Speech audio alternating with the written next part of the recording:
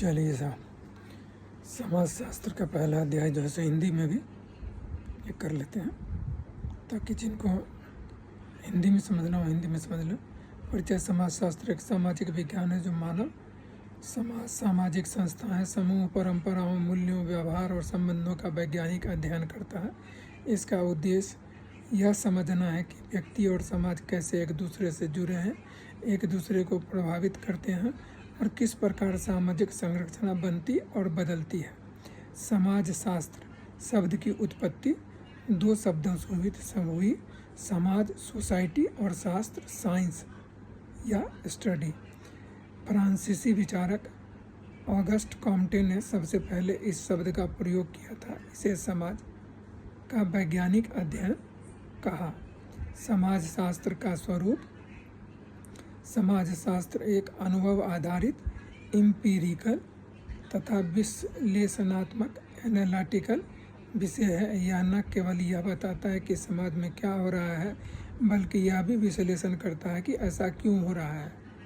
इसके कुछ प्रमुख पहलू जो हैं वो इस प्रकार है। समाज के संरचनात्मक पक्ष का अध्ययन, सामाजिक समूहों और संस्थाओं की भूमिका, सामाजिक परिवर्तन की प्रक्रियाएं, सामाजिक असमानता, जाति, लिंग, वर्ग का विश्लेषण, सांस्कृतिक विविधता का अध्ययन। समाजशास्त्र और सामान्य ज्ञान में वस्तुतः क्या अंतर है, ये भी समझ लेते हैं, ठीक है ना। जैसे स्रोत, इस दोनों का स्रोत क्या है, तो सामान्य ज्ञान का स्रोत जो है वह है अनुभव और परंपरा। समाजशास्त्र का वैज्ञानिक विधि। स्वरूप, समाज सामान्य ज्ञान का सहज और अमूर्त और समाजशास्त्र का विश्लेषणात्मक उद्देश्य। सामान्य ज्ञान का व्यवहार की जानकारी और समाजशास्त्र की व्यवहार की व्याख्यात्मक निर्माण, ठीक है। उदाहरण, सामान्य ज्ञान का लड़कियां घरेलू होती हैं और समाजशास्त्र में लैंगिक भूमिकाएं निर्मित होती हैं, ठीक है। समाजशास्त्र और अन्य सामाजिक विज्ञानों से संबंध। तो पहले हम समाजशास्त्र और एंथ्रोपोलॉजी मतलब सोशियोलॉजी और एंथ्रोपोलॉजी इन दोनों का जो है सो समझ लेते हैं। जिन एंथ्रोपोलॉजी को हिंदी में नृविज्ञान कहा जाता है, दोनों मानव समाज का अध्ययन करती है।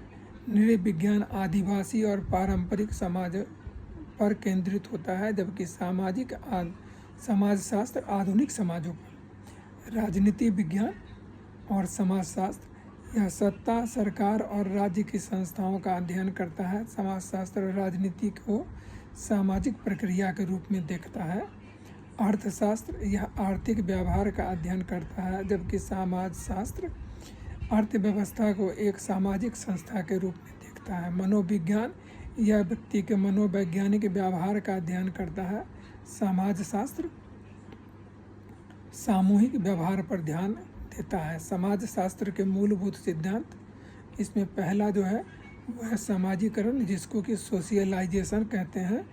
वह प्रक्रिया जिससे व्यक्ति सामाजिक नियमों, मूल्यों और व्यवहारों को सीखता है। उदाहरण, बच्चा बोलना, चलना, ठीक है ना, खाना, धार्मिक रीति, यह सब कुछ समाज से सीखता है। दूसरा है संस्थान मतलब इंस्टीट्यूशन, स्थायी सामाजिक संरचनाओं में जो मानव आवश्यकताओं को पूरा करती है, जैसे परिवार, धर्म, शिक्षा, कानून, ठीक है ना। थर्ड है भूमिका और प्रतिष्ठा, इसको कहते हैं रोल एंड स्टेटस। समाज में प्रत्येक व्यक्ति की सामाजिक भूमिका होती है और उसके अनुसार उसकी प्रतिष्ठा होती है। तो ये जो भूमिका हुआ वह रोल हुआ, ठीक है, और जो प्रतिष्ठा हुआ वह उसका स्टेटस हुआ। संस्कृति, कल्चर, मान्यताओं और परंपराओं, रीति रिवाजों और प्रतीकों का सामुच्चय जो समाज के सदस्य साझा करते हैं। समाजशास्त्र का महत्व क्या है, पूर्वाग्रहों को चुनौती देना। समाजशास्त्र सामान्य धारणाओं को चुनौती देता है और तथ्यों के आधार पर समाज का विश्लेषण करता है। सामाजिक समस्याओं को समझना, जातीय भेदभाव, लैंगिक असमानता, गरीबी, शिक्षा की कमी जैसी समस्याओं का गहन विश्लेषणात्मक अध्ययन करता है।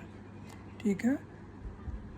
सामाजिक परिवर्तन को समझना, समाज में हो रहे परिवर्तन जैसे वैश्वीकरण, आधुनिकीकरण, तकनीकी बदलाव आदि का अध्ययन समाजशास्त्र करता है।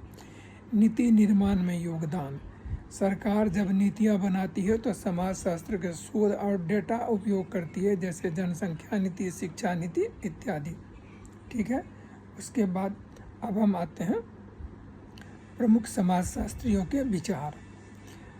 समाजशास्त्री और योगदान अब ये समझ लीजिए। जैसे सबसे पहले ऑगस्ट कॉम्टे, इनको समाजशास्त्र का जनक कहा जाता है, फादर ऑफ सोशियोलॉजी। सामाजिक स्थिरता व प्रगति का सिद्धांत इन्होंने दिया। एमिल दुर्खिम, सामाजिक तथ्य और आत्महत्या पर अध्ययन, ये सिद्धांत इन्होंने दिया। कार्ल मार्क्स, इन्होंने क्लास स्ट्रगल, वर्ग संघर्ष और पूंजीवाद की आलोचना की, ये जो है सो कार्ल मार्क्स ने दिया। मैक्स वेबर, सामाजिक क्रिया, सत्ता व धर्म का समाजशास्त्रीय अध्ययन, यह मैक्स वेबर ने दिया। समाजशास्त्रीय सोच का एक्चुअली महत्व क्या है ये भी समझ लेते हैं। समाजशास्त्र व्यक्ति को समाजशास्त्रीय दृष्टिकोण प्रदान करता है। इसका अर्थ है दुनिया को उसके सामाजिक संदर्भ में देखना। बेरोजगारी, जैसे इसको उदाहरण से समझिए, बेरोजगारी केवल व्यक्तिगत विफलता नहीं है, यह आर्थिक व्यवस्था और सामाजिक असमानता से जुड़ा है। महिला उत्पीड़न केवल कुछ पुरुषों की क्रूरता नहीं है, बल्कि एक पितृसत्तात्मक सामाजिक व्यवस्था का हिस्सा है, इसको यह दर्शाता है। उदाहरण पर आधारित अध्ययन, जाति व्यवस्था भारत की जातीय व्यवस्था सामाजिक असमानता की एक गहन उदाहरण है। और पंचायती राज समाज में लोकतांत्रिक विकेंद्रीकरण की भूमिका की प्रक्रिया समाजशास्त्र के अध्ययन का प्रमुख विषय बनती है। ठीक है। तो इसको कंक्लूड कर लेते हैं। समाजशास्त्र एक ऐसा, नोट कर लीजिए इसको, समाजशास्त्र एक ऐसा विज्ञान है जो हमें समाज को देखने, समझने और उसमें बदलाव लाने के लिए आवश्यक दृष्टिकोण प्रदान करता है। यह केवल एक अकादमिक विषय नहीं है, बल्कि एक सोचने का तरीका है। समाजशास्त्र हमें यह सिखाता है कि हम सामाजिक संरचनाओं के प्रति व्यक्ति की भूमिका को समझें, पूर्वाग्रहों से मुक्त होकर सोचें और नवीन सामाजिक परिवर्तनों का विश्लेषण करें। ये प्रथम अध्याय का बेसिक जो चीज़ है उसको हमने इसमें इनकॉर्पोरेट करने का, मतलब इसमें संलग्न करने का कोशिश किया है और इसको जो है सो एकदम सामान्य स्तर पे हमने समझाने का प्रयास किया है। इसको आप 2-3 बार सुनेंगे तो वैसे ही रट आ जाएगा। ठीक है। इसके बाद हम इसका जो है सो सेकंड चैप्टर समाजशास्त्र का अध्ययन, इसमें जो है नेक्स्ट जो चैप्टर है उसको जो है सो हम डील करेंगे, चैप्टर 2 को, और उसको भी हम कोशिश करेंगे तो सामान्य आदमी के शब्दों में ही इसको जो है सो समझा जाए, ताकि आप लोगों के समझ में जो है सारी बात आ जाए और बार बार आप लोगों को भी एक चीज़ को देखने की ज़रूरत नहीं पड़े, क्योंकि समय कम है, इसीलिए इस ढंग से जो है सो प्रस्तुत कर रहे हैं। और उसके बाद इसके ख़त्म होने के बाद क्वेश्चन आंसर सीरीज भी हम शुरू कर देंगे। तो ये है, अगर अच्छा लगा और उपयोगिता लगती है तो इसको प्लीज़ लाइक करें, सब्सक्राइब करें, और जो कोई भी आदमी आपके जो है संपर्क में है उनको दिखाएं। इसका कोई कॉस्ट नहीं लगता है। ठीक है ना, ये फ्री में है, तो इसको जो है सो आप आगे कर सकते हैं और आप बार बार भी देख सकते हैं, कोई ऐसी बात नहीं है। ठीक है ना। Thank you very much and good night.